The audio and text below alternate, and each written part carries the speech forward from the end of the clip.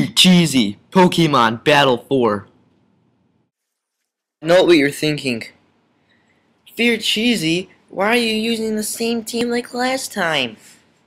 Okay, well I'll tell you why. So I happened to encounter this guy named Sonic as well, and he wanted to challenge my team, well this team actually, and see if he can beat it. So that's the main purpose why. So let's get on with the battle and see what happened. Alright, as I told you, I encountered a guy named Sonic and one of his black and white. So he's starting off with Landers. I go over to Skarmory. He goes for U-turn and switches out to Ambipom. Skarmory goes for the spikes. If it wasn't for Skarmory, Ambipom would have knocked out my whole team. Well, not knocked down my whole team, but he would have done a huge chunk of damage. But since Skarmory has the best defenses ever, I kept stalling this thing out. So I go for the Salakberry, and you go for Stealth Rock after you use Thunderbolt. Now I go for the Roost. I used Roost as many times as possible until his life orb damage got his health to like the low yellow zone. So I used Thunderbolt again. I went for a Roost. He went for Thunderbolt again. And he lost some damage from the life orb. So notice his Ambipom's HP. Notice my opponent's HP is dropping down a little bit because of the life orb damage. I go for Roost again. He goes for Thunderbolt. And luckily for me, I'm not getting paralyzed from Thunderbolt. That's really good. I go for Roost again. Oh, that good HP. Oh, yeah. Yeah, I'm gonna go for Roost. He's gonna go for Thunderbolt. Maybe. Thunderbolt. Okay, so now I go for the Roost again, and Ambipom is gonna go for the Thunderbolt. Now, if he switched out, one of two different Pokemon would have been better, but he didn't. So I go for Air Slash. I take out Ambipom, and that was really good. That's how you deal with an Ambipom with a Skarmory. That is how you deal with it. He sends out Suicune. Stealth Rock and Spikes hit it. I go for Roost, but sadly, wait, not yet. He goes for the Reflect, so basically my Air Slash is gonna do nothing, completely nothing. So he goes for the Hydro Pump. So I'm gonna basically let Skarmory die because there's no need for him throughout the battle. So I'm gonna go for the Roost again. And sadly, he takes me out with a Hydro Pump after all that good HP gaining. Good job, Skarmory. You're the best. Goes with a Hydro Pump. He takes me out. He restores a little bit with leftovers. I go over to Tentacruel. I use Toxic Spikes. This time he goes for the Shadow Ball. That's like basically the only thing he can do to do a whole chunk of damage. So we store our HP with those items. I go for Sludge Bomb, goes for Shadow Ball again. And I think Suicune switches out in like a couple turns, I'm not sure. I go for the Sludge Bomb again. He gets poisoned. He goes for Shadow Ball again. I think he switches out this turn. I think. I'm not sure.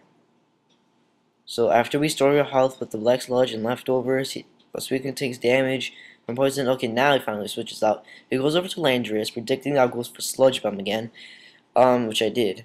Not very effective, so it was alright. The Stealth Rock dug into him. He restored a little bit of leftovers, so I switched out predicting the Earth Power or Earthquake, whatever he had.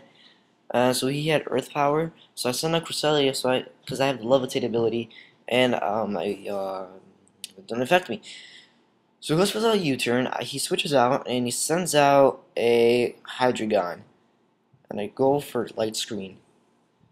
Okay, so after that he goes for Crunch. Did a lot of damage. Pretty good. He goes for the Reflect. He's gonna go for Crunch again.